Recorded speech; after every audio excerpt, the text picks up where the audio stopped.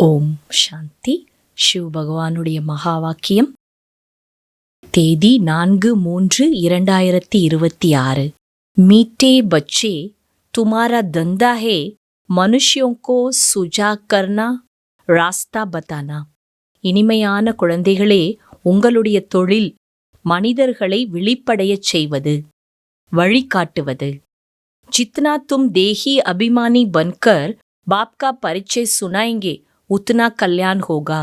எவ்வளவிற்கு நீங்கள் தேகி அபிமானியாகி பாபாவின் அறிமுகத்தை கூறுகிறீர்களோ அந்த அளவிற்கு நன்மை ஏற்படும். கேள்வி: गरीब बच्चे अपनी किस विशेषता के आधार पर साकुकारों से आगे जाते हैं? ஏழை குழந்தைங்க தன்னுடைய எந்த ஒரு சிறப்பு தன்மையினுடைய ஆதாரத்துல செல்வந்தர்களை விட முன்னேறிச் செல்கிறார்கள்? பதில்: गरीबों में दान पुण्य की बहुत श्रद्धा रहती है. ஏழைகளிடம் தானம் புண்ணியம் செய்வதில் மிக ஸ்ரத்தை இருக்கிறது.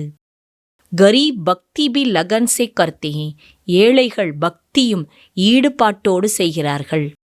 साक्षात्कार भी गरीबों को होता है. சாட்சாத்காரமும் ஏழைகளுக்கு கிடைக்கின்றது. साकुकारों को अपने धन का नशा रहता. செல்வந்தர்களுக்கு தன்னுடைய பணத்தின் அதாவது செல்வத்தினுடைய போதை இருக்கிறது. பாப் ஜாஸ்தி ஹோத்தே, பாவங்கள் அதிகமாக நடக்கின்றது. இஸ்லே கரீப் பச்சே உன்சே ஆகே சலே ஜாத்தே ஹே. ஆகவே ஏழை குழந்தைகள் செல்வந்தர்களை விட முன்னேறி சென்று விடுகிறார்கள். பாடல்: ஓம் நமோ சிவாய. ஓம் சாந்தி. தும் மாத் பிதா ஹம் பாலக் தேரே. ये तो जरूर परम पिता परमात्मा की महिमा गाई हुई है. தாயும் நீயே தந்தையும் நீயே, நாங்கள் உங்கள் பாலகர்கள். இது கண்டிப்பாக பரம்பிதா பரமாத்மாவின் மகிமை. ये तो क्लियर महिमा है क्योंकि वह रचिता है. இது தெளிவான புகழ், ஏனென்றால் அவர்தான் படைப்பாளர். லௌகிக் மா பாப் பி பச்சே கே ரச்சியதா है. லௌகீக அப்பா அம்மா கூட ஒரு குழந்தைய படைக்கிறாங்க. பரலோகிக் பாப் கோ பி ரச்சிதா கஹா ஜாத்தா ஹை. பரலோகிக தந்தையையும் படைப்பவர் என்று சொல்லப்படுகிறது. பந்து சகாயக் போத் மகிமா காத்தே. உறவும் நீதான், நண்பனும் நீதான், இப்படி அவருக்கு புகழ் பாடுறோம். ஸ்ரீ கிருஷ்ணகோ கபி பதீத் பாவன் வா கியான் கா சாகர் நை கேத்தே. ஸ்ரீ கிருஷ்ணரை பதீத்த பாவனன்னோ ஞானக்கடல்னோ சொல்றதில்ல. உன்கி மகிமா பில்குல் நியாரி. அவரோட புகழே தனிப்பட்டது. दोनों है भारत के निवासी. ஆனா ரெண்டு பேரும் பாரத நிவாசிகள் தான். शिव बाबा की भी भारत में महिमा है. शिव जयंती भी यहाँ मनाते. शिव பாபாவுக்கு பாரதத்துல தான் மகிமை இருக்குது. சிவ ஜெயந்தியும் இங்கே தான் கொண்டாடுறோம்.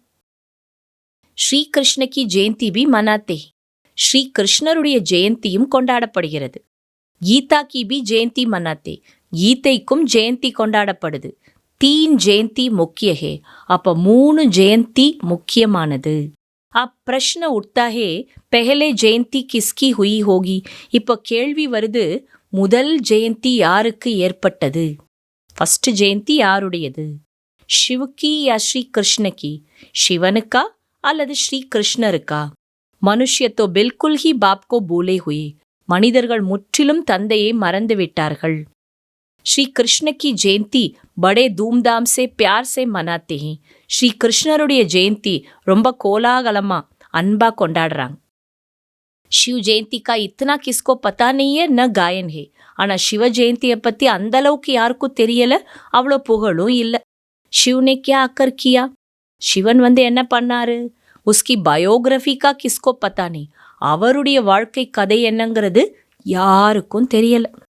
बाप कहते हैं, मेरे बायोग्राफी का कोई को पता नहीं मैंने क्या किया. பாபா சொல்றார், என்னோட கதை யாருக்குமே தெரியல, நான் என்ன பண்ணேங்கிறதும் தெரியல. मुझे ही पतित पावन कहते हैं. ஆனா என்னதான் பதீத்த பாவனன்னு சொல்றாங்க. मैं आता हूं तो साथ में गीता है. நான் வர்றப்பவே கூடவே கீதையும் இருக்கிறது. मैं साधारण बुड्ढे अनुभवी तन में आता हूं. நான் சாதாரண வயோதிக அனுபவி சரீரத்துல வரேன். शिव जयंती तुम भारत में ही मनाते हो. शिव जयंती நீங்க பாரதத்துல தான் கொண்டாடுறீங்க. श्री कृष्ण जयंती கீதா ஜெயந்தி ये 3 முக்கிய है. ஸ்ரீ கிருஷ்ண ஜெயந்தி, கீதா ஜெயந்தி, இந்த 3ம் முக்கியமானது. राम की जयंती तो बाद में होती है. ராமரோட ஜெயந்தி பிற்காலத்துல தான் வருது. இஸ் சமய ஜோ குச் ஹோத்தா ஹை பாத் மே மனாயா ஜாத்தா ஹை. இந்த நேரம் என்னெல்லாம் நடக்குதோ பிற்காலத்துல அது பண்டிகையா கொண்டாடப்படுது. சத்யுக் திரேதா மே ஜெயந்தி ஆதி ஹோத்தி நெய். சத்யுகம் திரேதாயுகத்துல ஜெயந்திலாம் இருக்காது. சூரியவன்ஷி சே சந்திரவன்ஷி வர்ஷா லேத்தே ஹே और किसकी महिमा है नहीं. சூரிய வம்சத்தினரிடமிருந்து சந்திர வம்சத்தினர் ஆஸ்தியை பெற்றுக்கொள்கிறார்கள். வேற யாருக்கும் அங்க புகழ் என்பது கிடையாது. சிர்ஃப் ராஜாவோங்கா காரோனேஷன் மனாத்தே ஹோங்கே. வேணும்னா அங்க ராஜாக்களோட பட்டாபிஷேகத்தை மட்டும் கொண்டாடுவாங்க. பர்த்டே தோ ஆஜ்கல் சப் மனாத்தே ஹே. ஓ தோ காமன் பாத் ஹுயி. இன்னைக்கு பிறந்த நாள் எல்லாரும் கொண்டாடுறாங்க. அது ஒரு சாதாரண விஷயமாயிடுச்சு. बाबा कहते हैं मैं कलप कलप के संगम पर आकर तुम बच्चों को राजयोग का ज्ञान देता हूँ. பாபா சொல்றார், நான் கல்ப கல்பா சங்கமத்துல வந்து குழந்தைங்களாகிய உங்களுக்கு ராஜ யோகத்தினுடைய ஞானம் கொடுக்கறேன். ஏஹே பாரத் கா பிராச்சீன் யோக். இதுதான் பாரதத்தினுடைய பழமையான யோகா. கிஸ்னே சிக்காயா. யார் கற்றுக் கொடுத்தது? ஷிவ் பாபா கா நாம் தோ கூம் கர் தியா. ஷிவ் பாபாவுடைய பெயரையே மறைச்சிட்டாங்க. शिव बाबा ने राजयोग सिखाया था, किसको पता नहीं है. शिव बाबा தான் ராஜயோகா கத்து கொடுத்தார். இதுவே யாருக்கும் தெரியல. அபி சர்வ ஆத்மாவுக்கு கைடு चाहिए பரமாத்மா. இப்ப எல்லா ஆத்மாவுக்கும் கைடு வேணும். அவர் தான் பரமாத்மா. वो भी आत्मा है. ஆனா அவரும் ஒரு ஆத்மா தான். जैसे मनुष्यों का गाइड भी मनुष्य होता है, वैसे आत्माओं का गाइड भी आत्मा चाहिए. எப்படி மனிதனுக்கு கைடு ஒரு மனுஷன் தான் இருக்காங்க, அது போல ஆத்மாவுக்கு கைடா ஒரு ஆத்மா தான் இருக்க முடியும். ஸ்வர்க ஒரு நரக் அநேக் பார் பாஸ் ஹுவா ஹே. சொர்க்கம் மற்றும் நரகம் அநேக முறை கடந்து சென்று விட்டது. அபி தோனோ பாஸ் ஹுயே. இப்ப ரெண்டுமே கடந்து போயிடுச்சு. அபி ஹே சங்கம். இப்ப இருக்கிறது சங்கமம்.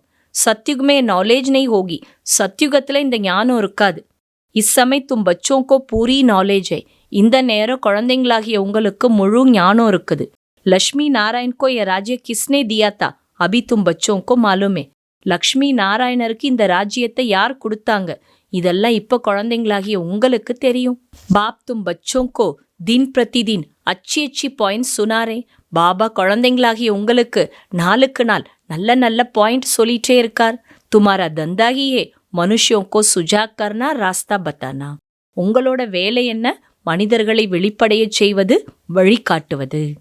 கோயி கஹே பாபா ஆப்கோ கித்னே பச்சே ஹே. யாராவது கேட்குறாங்க, பாபா உங்களுக்கு எத்தனை குழந்தைங்க?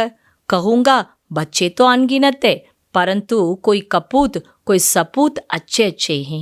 பாபா சொல்லுவாராம், குழந்தைங்க எனக்கு கணக்கிலடங்காத குழந்தைங்க, எண்ணிக்கை பண்ண முடியாத குழந்தைங்க. ஆனா சிலர் புறம்பானவங்க, சிலர் நல்ல நல்ல உண்மையான குழந்தைங்க. ऐसे बाप का तो फरमान बरदार வஃபாதார் பண்ணா செய்யனா. அப்படிப்பட்ட தந்தைக்கு கீழ்ப்படிதல் உள்ளவர்களாகவும் இருக்கணும், நம்பகமானவர்களாகவும் இருக்க வேண்டும் அல்லவா? அச்சா, நல்லது. தாரணைக்கான சாரம், தேக அபிமான் மே ஆக்கர் கிசி பி பிரகார் கா ஃபேஷன் நை கர்னா ஹை. தேக அபிமானத்திற்கு வசமாகி எந்த விதமான ஃபேஷன் செய்யக்கூடாது. ஜாஸ்தி ஷௌக் நை ரக்னா ஹை. அதிக ஆர்வம் வைக்கக்கூடாது. போத் போத் சாதாரண் ஹோக்கர் சல்னா ஹே. மிக மிக எளிமையாக வாழ வேண்டும். ரெண்டாவது பாயிண்ட், आपस में बहुत बहुत रूहानी स्नेह से चलना है, कभी भी लून पानी नहीं होना है. உங்களுக்குள் மிக மிக ஆன்மீக அன்போடு வாழ வேண்டும், ஒருபோதும் உப்பு தண்ணீர் போல் இருக்கக்கூடாது. பாபா கா சபூத் பச்சா பன்ன. பாபாவுடைய உண்மையான குழந்தையாக இருக்க வேண்டும். அகங்கார் மே கபி நஹி ஆனா. அகங்காரத்தில் ஒருபோதும் வரக்கூடாது. பாபா வரதான் சொல்றாங்க, अपने भाग्य और भाग्य विधाता के गुण गाने वाले सदा प्रसन्न चित्त भव. தன்னுடைய பாக்கியம் மற்றும் பாக்கிய விதாத்தாவின் குணத்தை பாடக்கூடிய சதா பிரசन्न चित्त भव. सभी ब्राह्मण बच्चों को जन्म से ही ताज तख्त तिलक जन्म सिद्ध अधिकार के रूप में प्राप्त होता है. அனைத்து பிராமண குழந்தைங்களுக்கும் பிறந்த உடனே கிரீடம், சிம்மாசனம், திலகம் பிறப்புரிமையாக அதிகாரமாக கிடைத்து விடுகிறது. तो इस भाग्य के चमकते हुए सितारे को देखते हुए अपने भाग्य और भाग्य विधाता के गुण गाते रहो तो गुण संपन्न बन जाएंगे.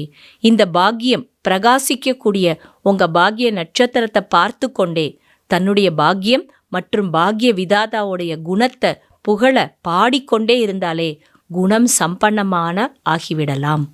अपनी कमजोरियों के गुण नहीं गाओ, भाग्य के गुण गाते रहो. தன்னுடைய பலகீனங்களை பாடாதீங்க, பாக்கியத்தை பாடுங்க. प्रश्नों से पार रहो, கேள்விகளை கடந்திருங்க. तब सदा प्रसन्न चित्त रहने का वरदान प्राप्त होगा.